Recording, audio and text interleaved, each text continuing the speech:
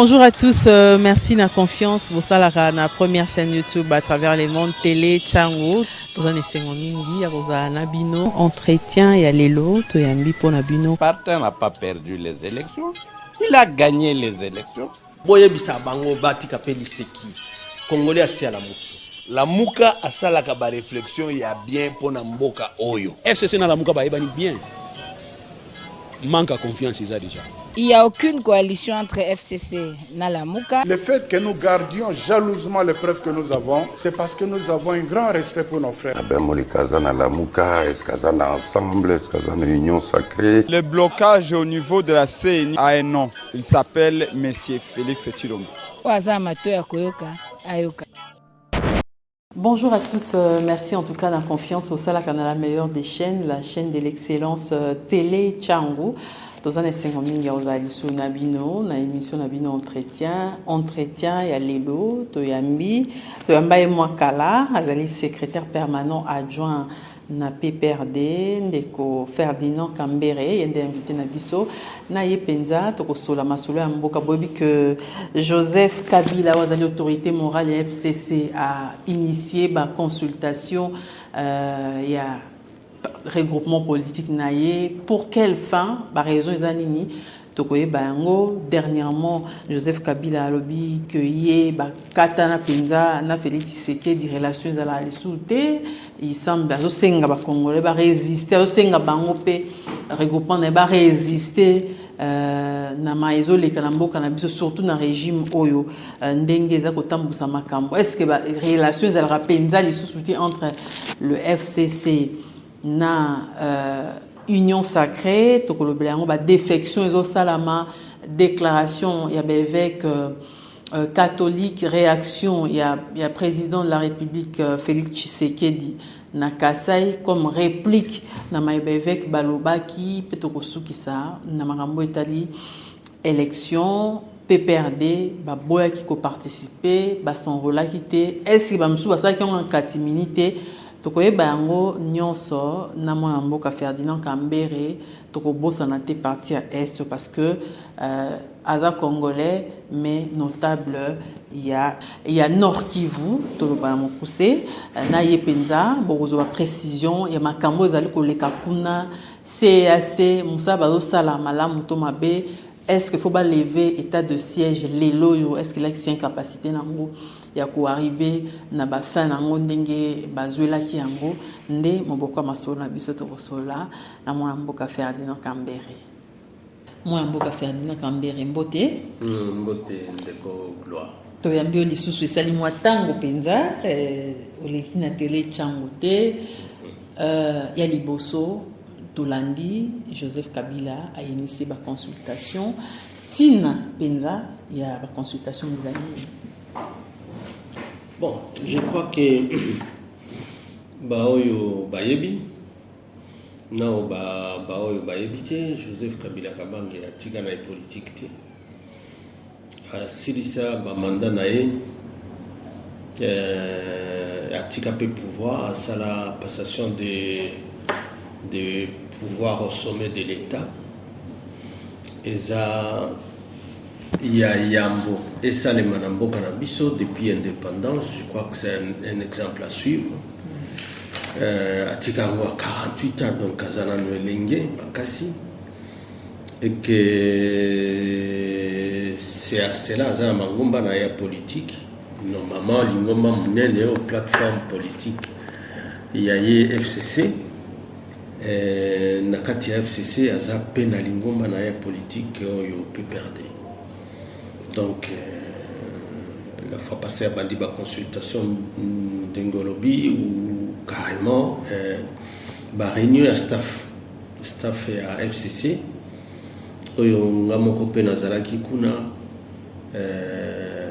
elongo na baninga nyoso SP Emmanuel Azalaki moi déplacement na fief na na Kindu mais ayoku ta réunion na no facilité c'est comme ça qu'on était là ensemble tout le monde na ba photo bo sepeli o mabana ko se kapena tango molai ya mbibinote bon bien sûr parce que tala bapesa pe combo caractère ya université ya Kara ti on a vu vacances samedi ezali vacances était après makana été bongo au mona penza mboko tikaki quand même ezana na niveau oyo batu nyonso batiaki elikia ke lokola mutu asika aye ekauti pe na opposition ke akosala oyo eleki oyo Rais Joseph Kabila Kabange asalaki mais désespoir na ndenge nyonso akanaki o ba promesse ke akosala la population asali eloko mokote liboso abandaki na ba justification ke FCC nde azobloqué mais lelo batu ba comprendre que en réalité ezalaki astuce akotisa sikoyo mboka na libulu makasi parce qu'entre temps toyo yeba simake ezalaki nde façon sikoyo akutana na baalie na ya kala oyo ya ba M23 bayola tanzoto lisusu bazongi na mboka kokotisa bango ya makasi baye na RDF wana ya Rwanda et puis FARDC na biso ba meki ko résister mais entre temps commandant suprême yemoko abando croire na FARDC ti to moni ba komo kanga to moni ba changement na mutu ya FARDC to kaniki sikoyo FARDC aye penza sikona énergie ya sika malheureusement banda bakanga ba généraux wana banda batia pe na mutu ya FARDC ba généraux ya sika FARDC komi milelo na milelo baina bisonde sikoyo ba accord moko boye ke non ya FC ya EAC East African Community ke bango sikoyo bazala pena mapinga bamboka wana alors que bamboka wana mutu nyoso ayebi ke en réalité zalande bamboka o bazala azua mingi non seulement na kitana biso mais même na mabele na bakoko na biso mais à côté c'est biso et puis ba discours bandi o changer tango bakutani na ba Nairobi soki na ba groupe armé o ba créer wana que non bobunda isusu ezana tinate ça ne sert à rien de vous battre pour des morceaux de terre donc ma belé à bakoko est comme des morceaux de terre mais bon tokanisi peut-être ça ba lapsus lingue mais entre temps tout le monde dit que non Batouana, je crois que Oti Hollande a sorti médiatique, il y a président Kenya, il y a journaliste à France 24, il y a traducteur, il y a solo, il y a Makamboru, donc comme on dirait, c'est ce mot boy. Alors que bah solo Makambo ya kitanabiso, bokanabiso, souveraineté, intégrité, que bah massa bah comme non biso on a repoussé M23.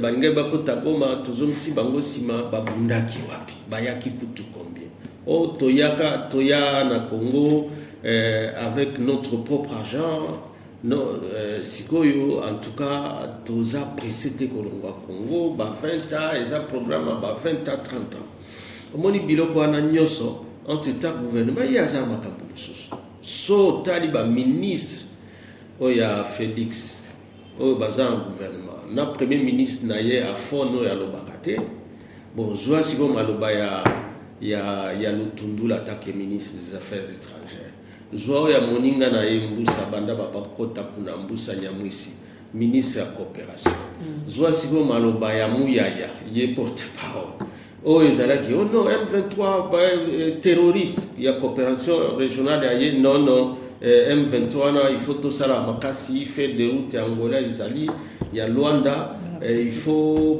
cantonnement il faut entre temps M23 et puis abimisi mungongo toyebi biloko abino cantonnement na te tozande na masolo na bino na gouvernement il faut dialoguer ça donc cacophonie moko et botami entre temps Museveni ya kotisaka M23 parce que c'est lui qui a facilité à partir de Bunagana que force wana ekota mais na ba Kenya na ba mususu wana Burundi pesa kuna mutuna mutao beta masolo na ye sur le territoire congolais donc un cafouillage moko régime yobaye utia qui déçoit tout le monde mais facilité par quoi ma gloire cafouillage wana facilité par faiblesse à classe politique Hein? Et c'est ça qu'a déploré l'autorité morale et à FCC. Abignon so ezokoma pona classe politique et donc maturité bakozwa kango journée parce que so ezalaki ke par exemple tango ya olela kokosa ke FCC nde azo bloqué ye et que tango alingi sikoyo ke non totikala ben FCC atikala kana idéologie oyo ezalaki ya ye na famille politique yanga eke a changé té.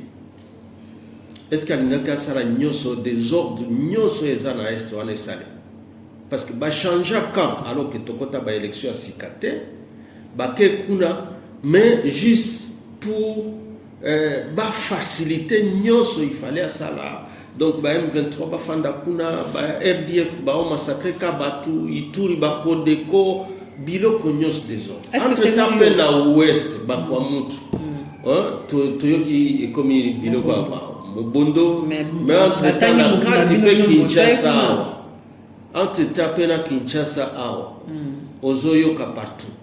Mais Ozoyo bate, so un parti au pouvoir, na milice na yango, d'autres qui se disent du parti au pouvoir. Mais oyo to so ba komi biso toza ba Mobondo, mais finalement Mobondo ango pe kominini.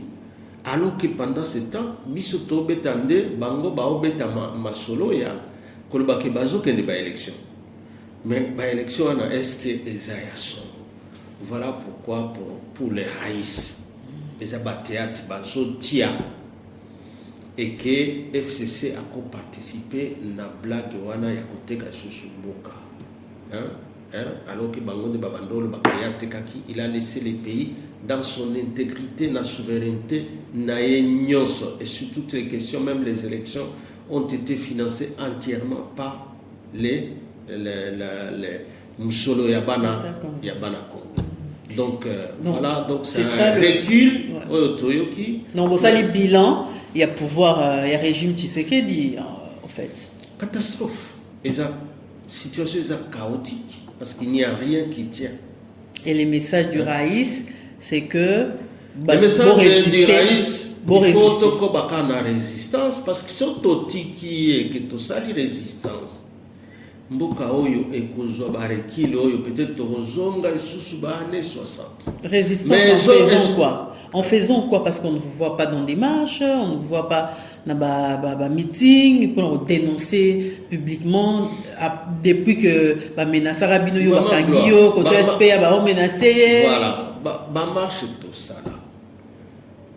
Ba dénonciation tout ça là, sensibilisation tout ça là.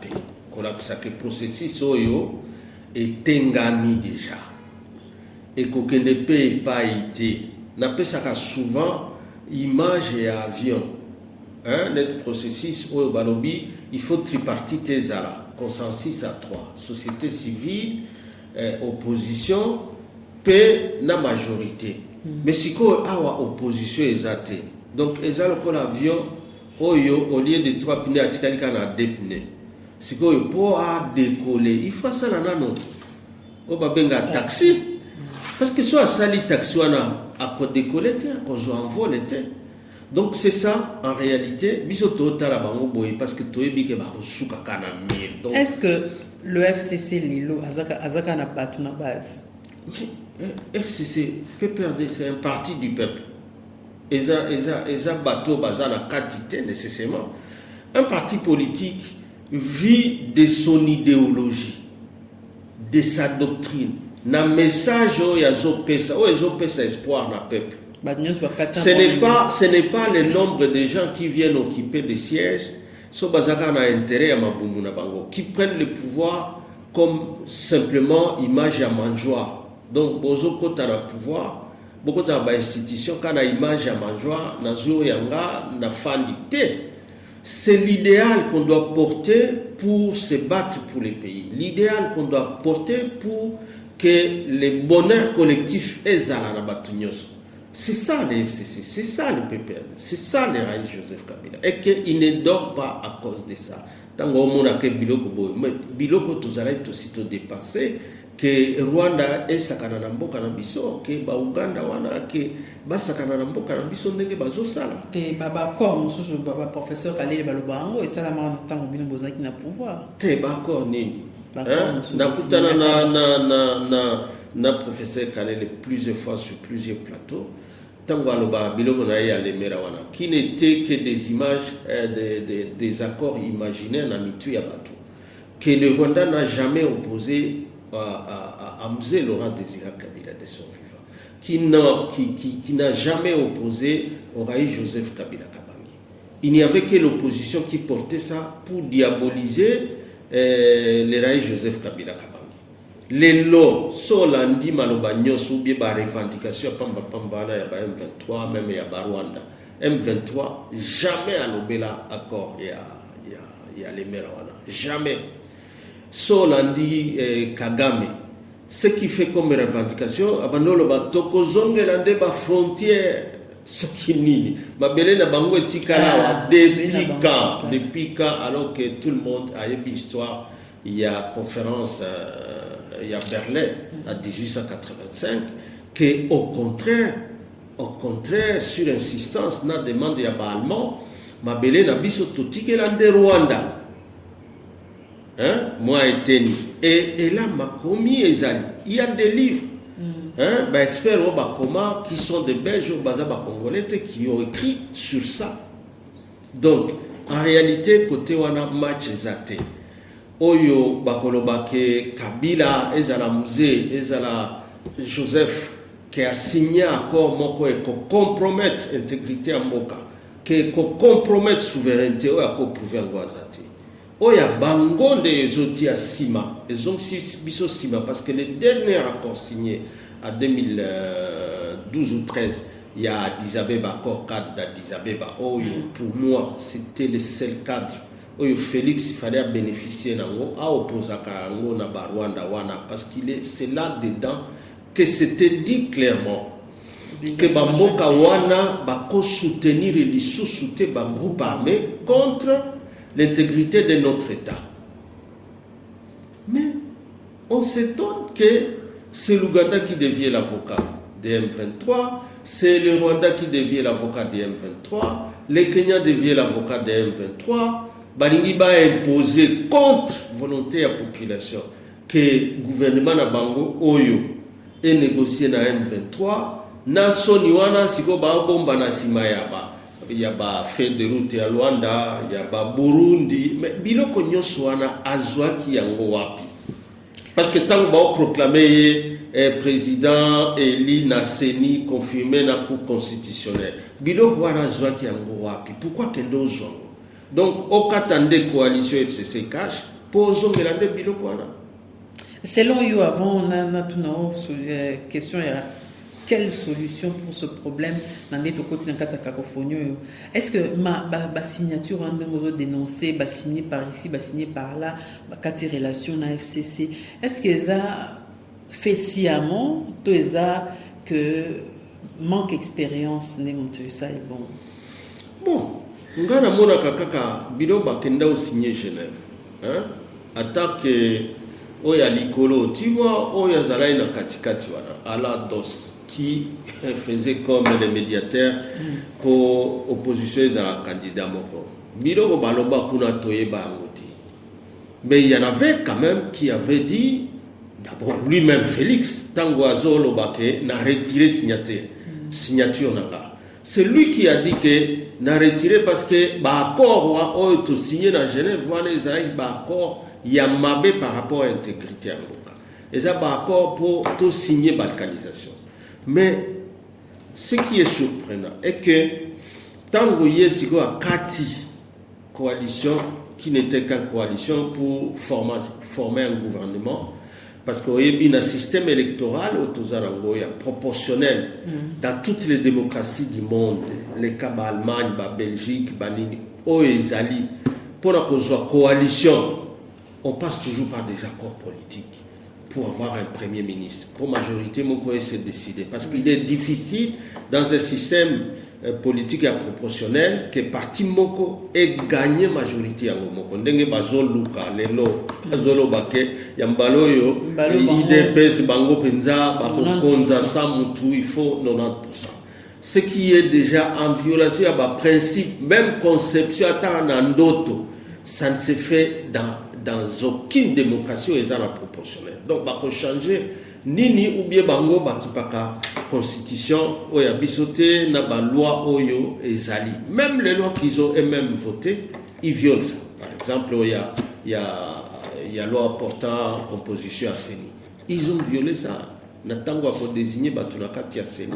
Alors que bakotisaki na katike le cola peut-être mutuaza pouvoir avoir tendance à déboucher batu ya opposition ya mbala yo nomination les candidats ba PV ya formation politique ya opposition bango de batinda PV mais pas ça la CENI sans ba déboucher candidat bino bondo ça mais malheureusement pour la bango la loi était déjà signée parce que nous n'avions jamais fait ça ndenge ba bando kanisa mais bango siko na loi oya sika sur la CENI, la modification, et ça qui clairement qu'il faut PV.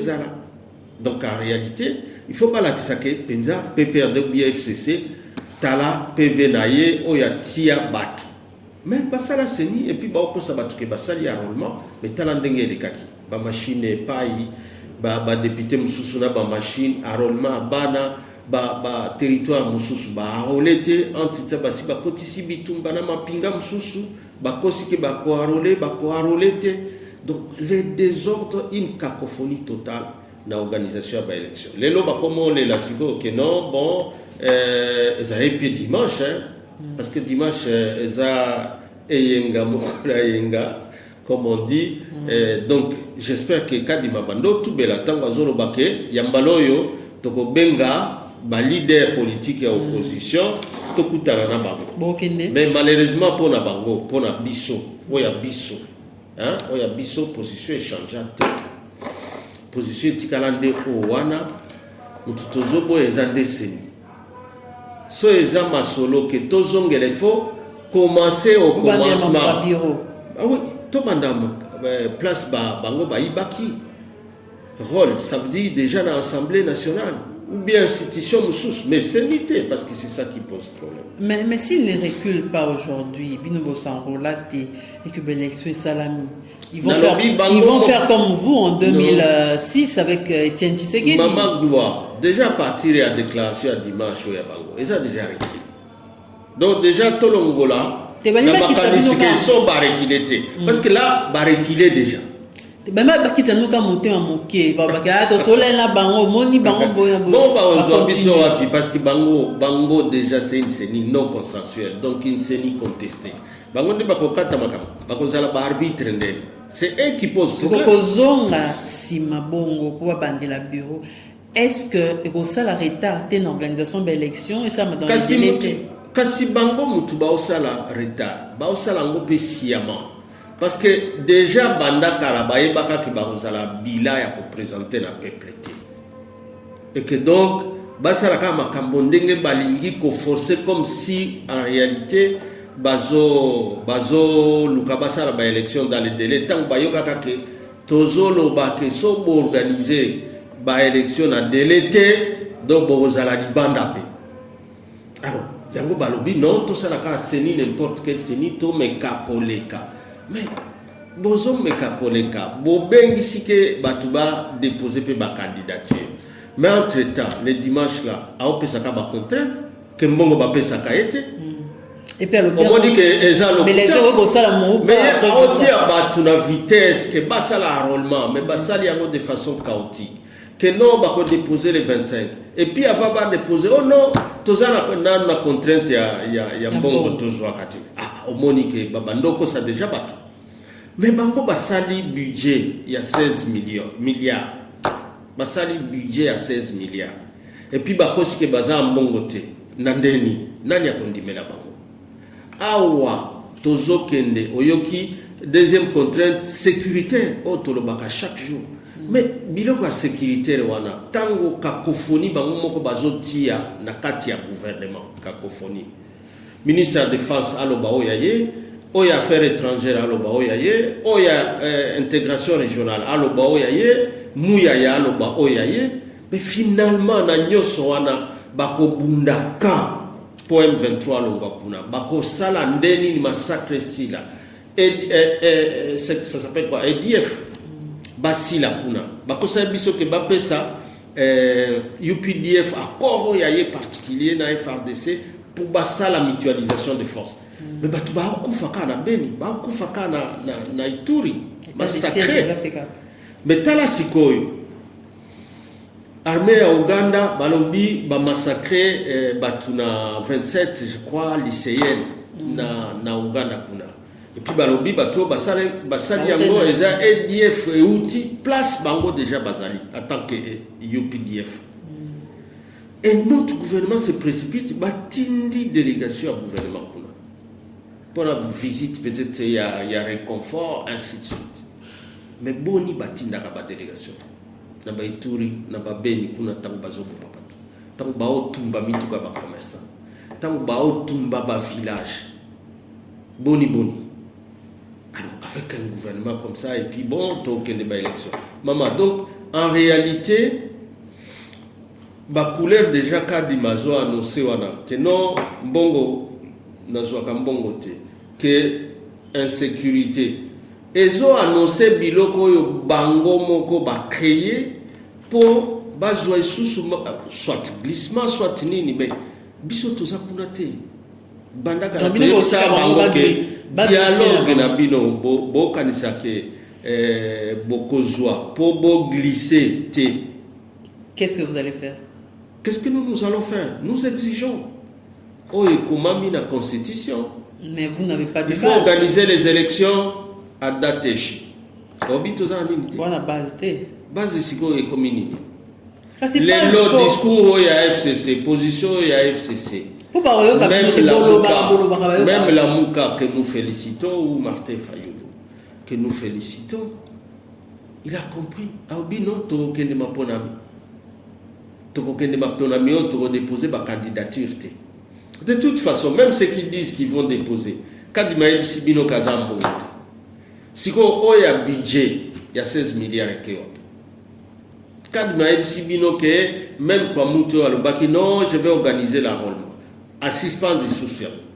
Bon, on va massis baroutour au enrôlement exact. Bah, pesika kaba siège kaba. Oh, kuna 8, kuna 7. Et après, les gens vont voter comment? Bon, même ceux qui, d'ailleurs, totalement na télé Tchango avec Fabien, ba carte yango ndenge ezalaki ka ba carte moko ya lokuta, c'était pas des cartes sécurisées. Et les lots même ba carte wana. Et c'est pas ça. Donc même moi ya bomba ngo na livre à lobby tikana simba ngo te ba obi eza fragile. A utiliser ka ngo te place à tika atiango et fanda wana mais c'est facile kana mo pépé.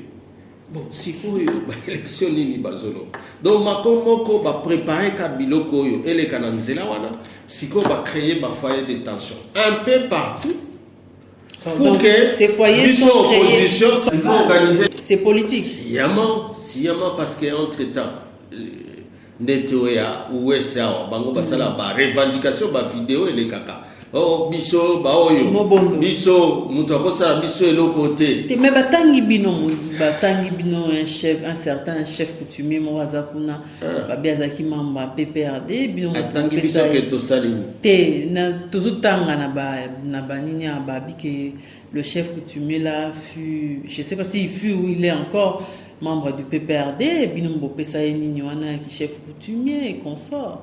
Donc c'est que Bino Nemoutubo créé Bablo. D'abord, c'est erroné de penser que c'est le pouvoir qui doit rendre quelqu'un chef coutumier.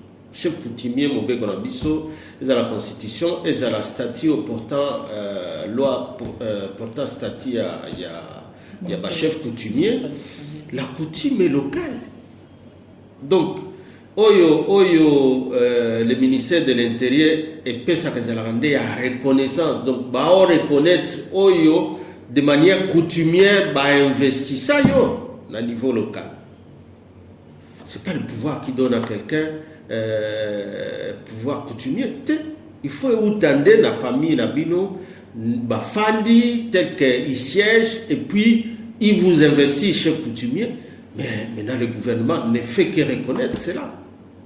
Et alors, donc, si le PPRD, la personne vient du PPRD. En quoi fait ça? Boni Bazala, on a PPRD dans les cas.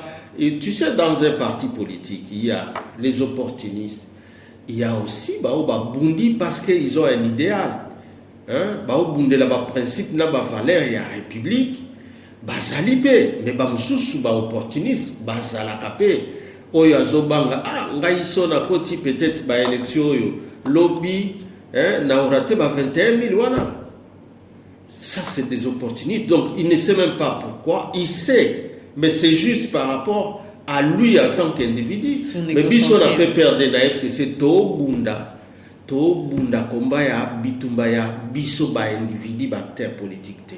To bunda bitumbaya kotonga mboka, construire les Congo qui deviennent forts, puissants dans le centre et Afrique. Et ça, l'ISA, Afrique et Nyos, mais Yango d'abord dans son intégrité, la souveraineté, la unité, Yabana Mboka Nyos, et Tozonga, c'est sous Congo, Nandenge, comme il est là, et comme sous débat, il y a des tribus, maman. C'est vrai, article 10, pour tous nationaux, on reconnaît d'abord les groupes ethniques où ils ont organisé coutumièrement autour des chefs coutumiers, donc Baza Amabele, des Basangani, pour la Congo. C'est à cela, maintenant, en tant que nation, nous ne pouvons plus, lorsque nous avons des responsabilités, Yako Kambamboka, se comporter comme un membre des tribus. À ce moment-là, nous sommes plutôt dans la construction d'une cohésion nationale, promotion à cohésion nationale pour diriger le Congo en tant que des nationaux. Mais les noms, débat, tribu et songi. Okoyoka ba nomination boye sur net ba débat tozolanda sur 2300 combien 2000 ezala 4 tribus moko. Donc ça c'est des régimes malheureusement contre ma valeur, na ba principe ya république o izo kambamboka o isa pourtant consacré na katia constitution la biso. Likamba tribalisme entre le bien on a souka et entretien na biso.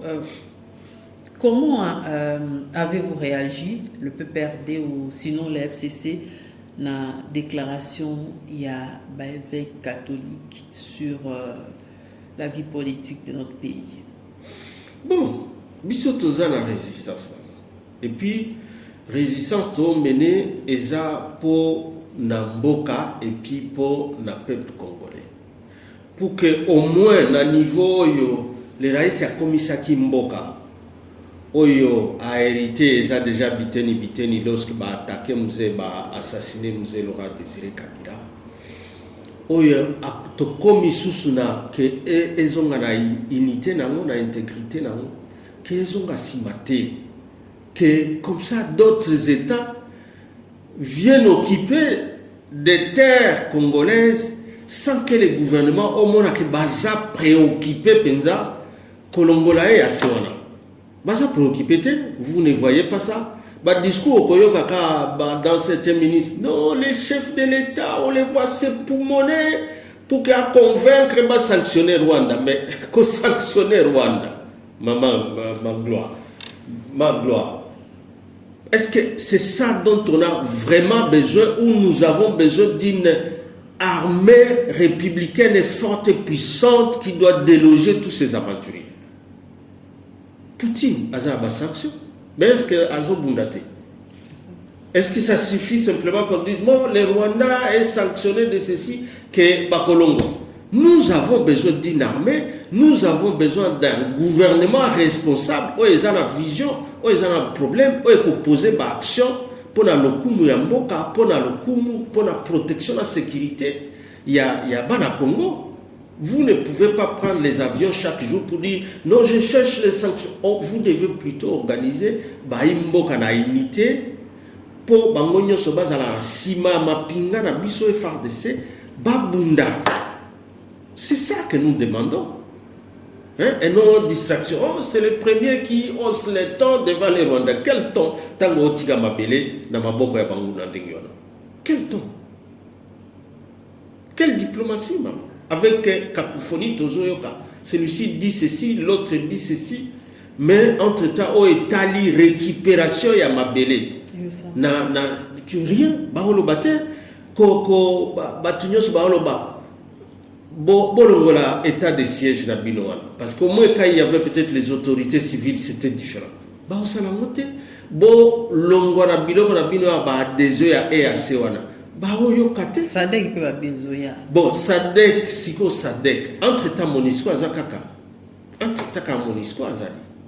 Mais alors, donc finalement il y a quoi? Le gouvernement et ça pensera pour ça que et ça là pour que baï congomani biso ba congolais vraiment que nous retrouvions notre fierté namboka na biso aux côtés des FARDC oyo depuis que Mokonzi Mboka Kota a salata défilé il y a indépendance à Tamukolo mon côté. J'espère que le 30 il va le faire. Même la journée des FARDC défilé à Tamoko il y a FARDC Toyokate. Nous, quand même, nous avons besoin d'une police professionnelle, d'une armée aguerrie. Par rapport à la Senko. Bon, Senko, Toza résistance, Toza opposition. Na réplique à président de la République. Toza la opposition. Awa Senko azoloba. Comment loba ah Senko azoloba mingi opposition, mais Senko.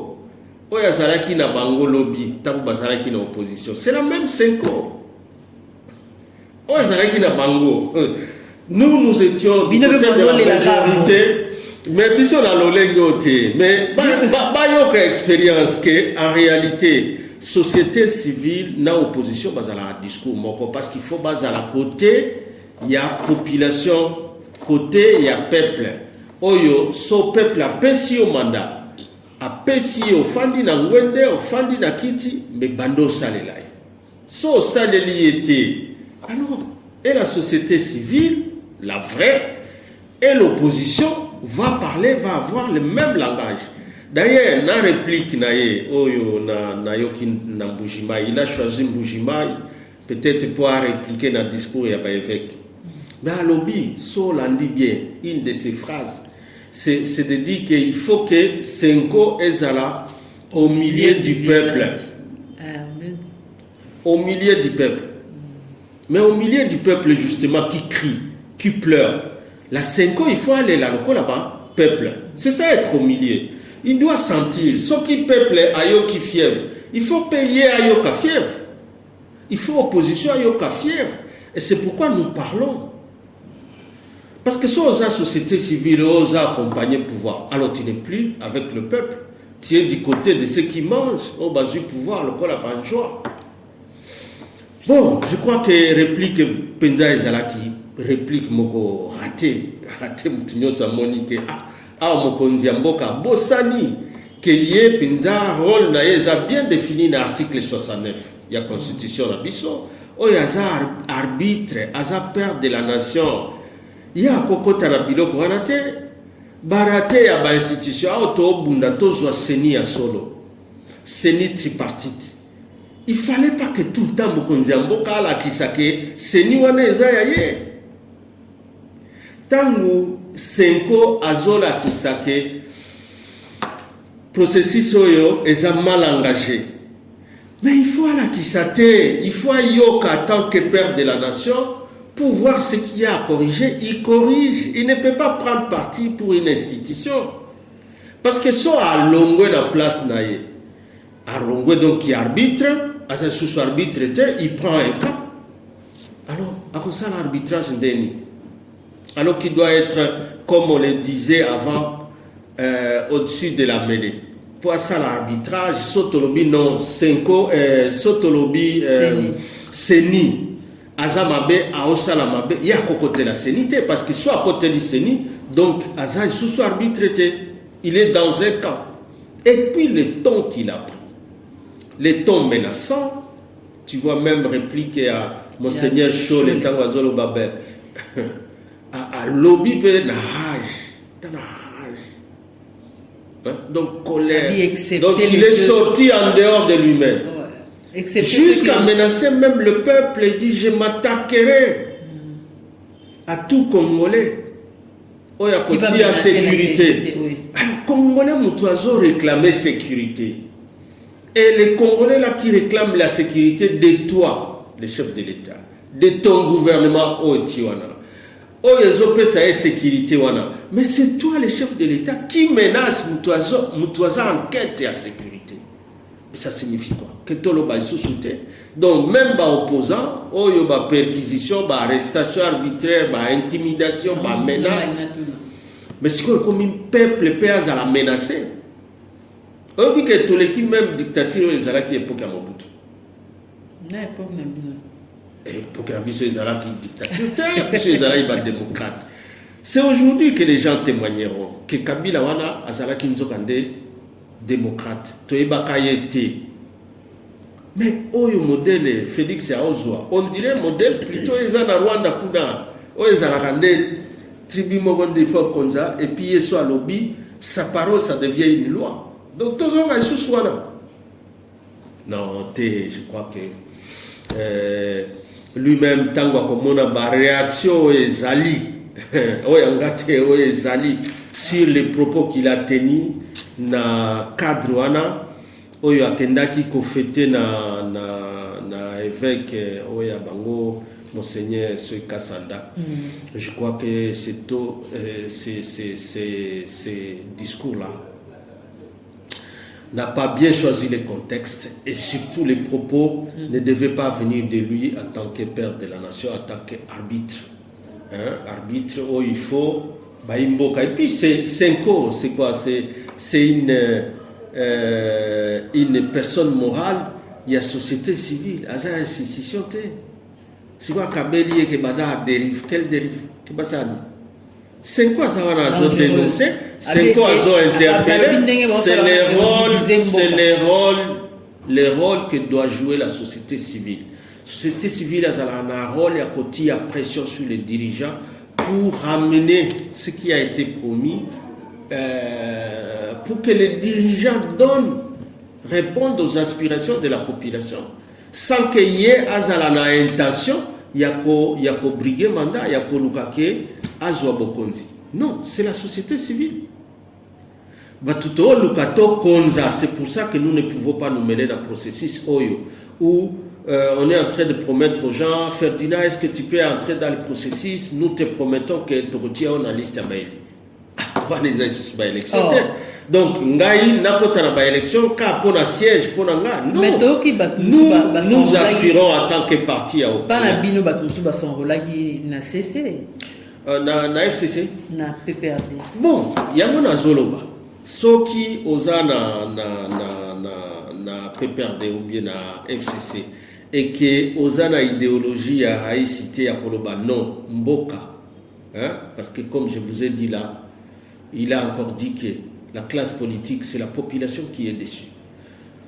Tokoza la kokenaka na ba élection rien que par rapport à ba intérêt na biso to occuper ba siège na parlement, mais si nous ne pouvons pas défendre le peuple, si nous ne pouvons pas défendre l'intérêt de la population, talandenge ba prorogaka ba état de siège voilà.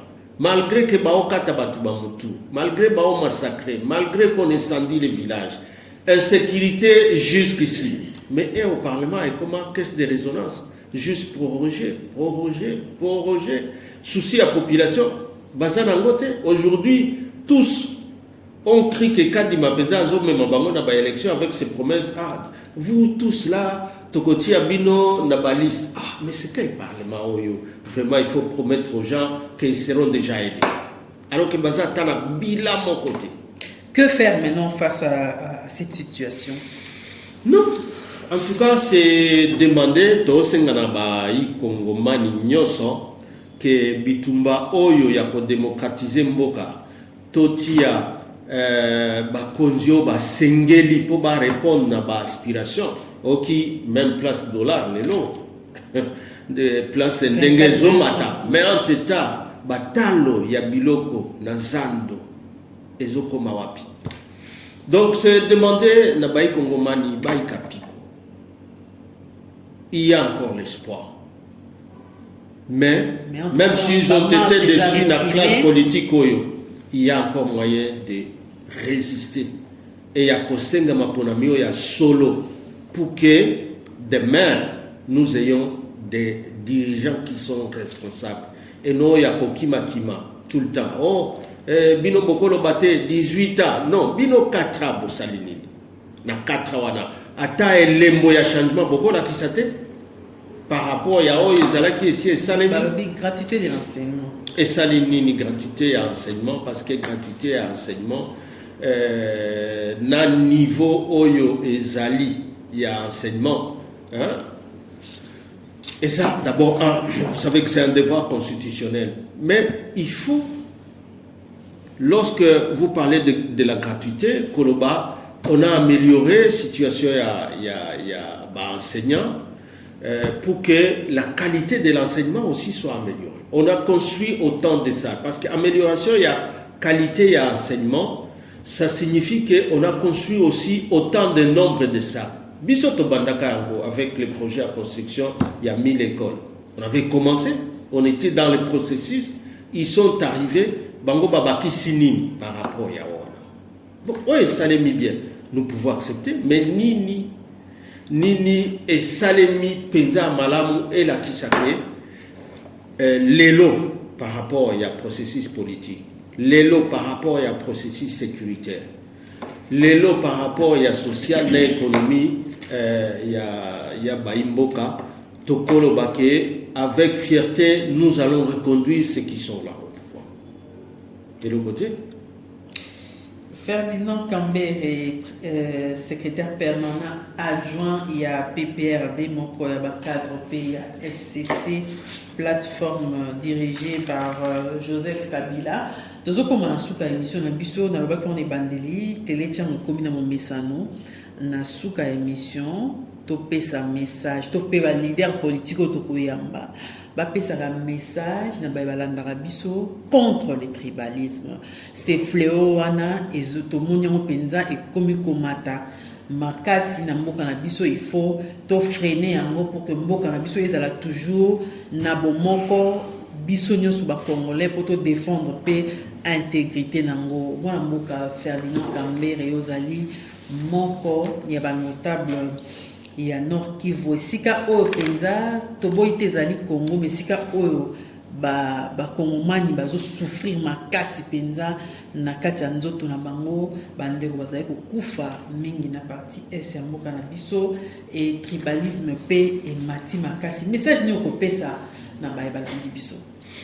En tout cas, pour la biso, pour la raïs, Congo na niveau tozali avec constitution tozala tozonga na ko sala ba apologie ya ba tribu na biso tango tozo konzamboka ezali sumu makasi contre démocratie na intégrité na cohésion nationale, cohésion sociale.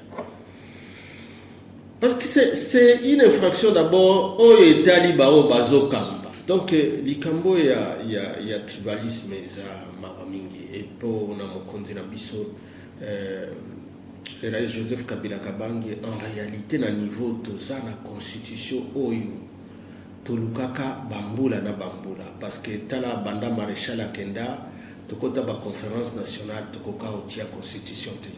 C'est simplement avec les raïs que totia atia constitution, promulguer constitution, oyoza na mibeko, même des infractions de haute trahison, bakotisa ngokuna.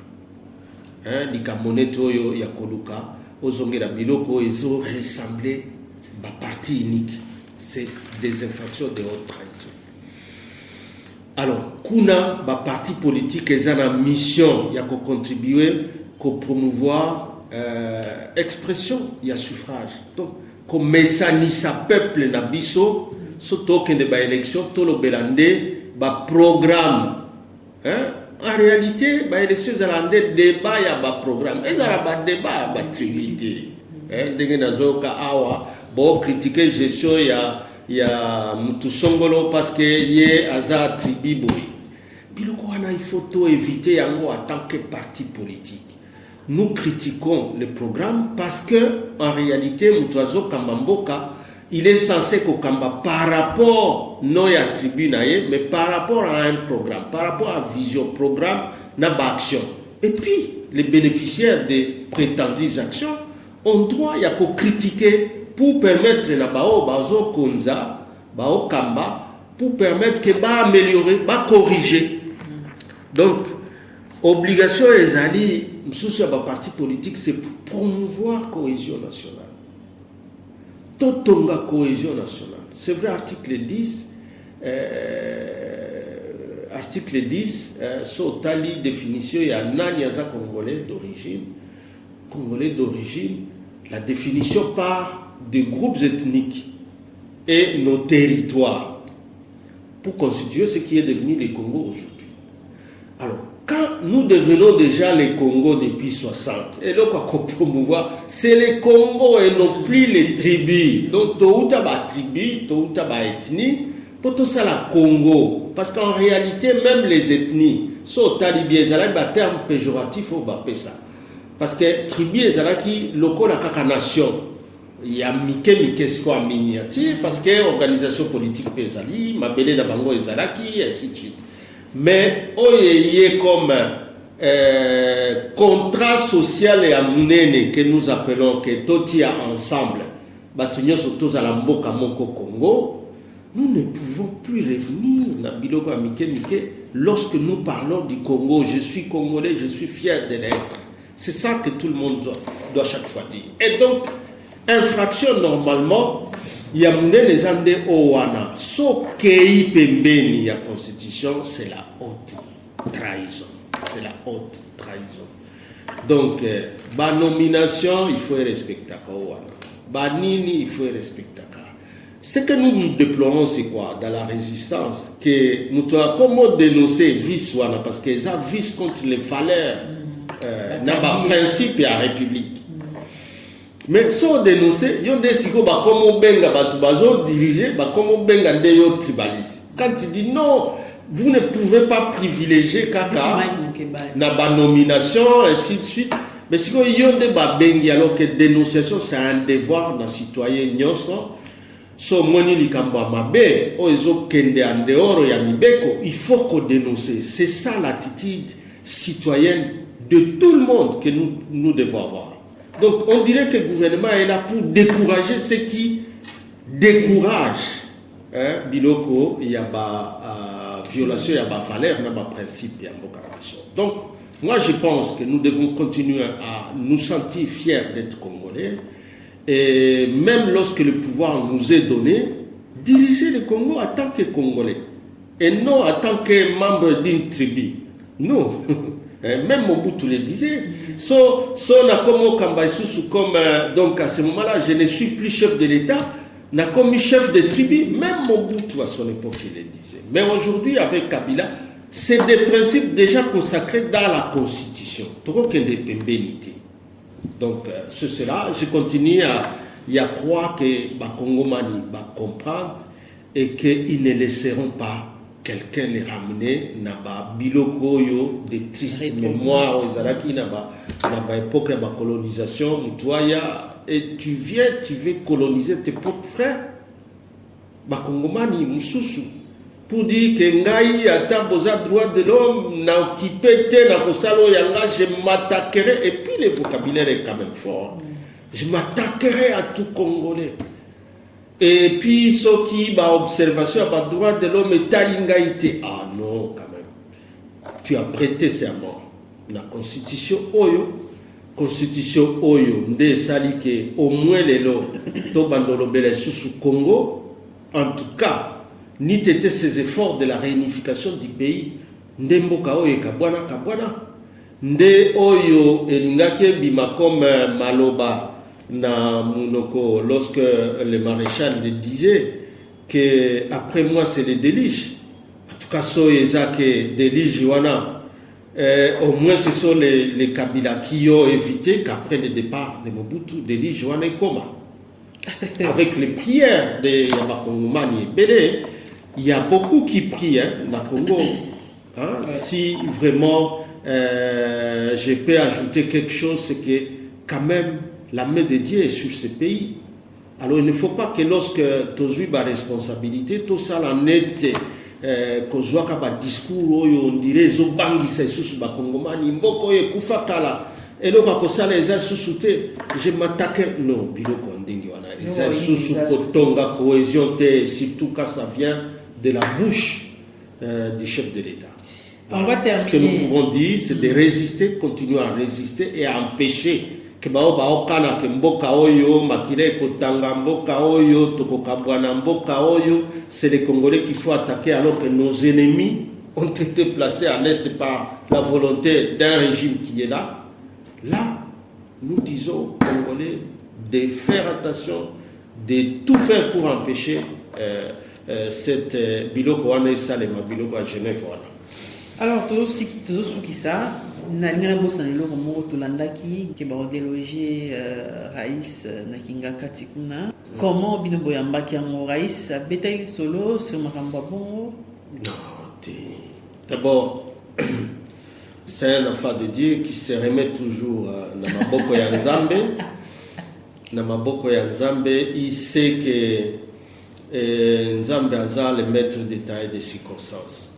Ba intimidation na ba chantage nyonso yo salema même otozoyoka soki pla boye il faut ba neutraliser entourage na ye puis si mabakende akinga kati basala nyonso wana tozoyoka mais on est sérieux quand même mboka oyo biso nyonso to bundelango.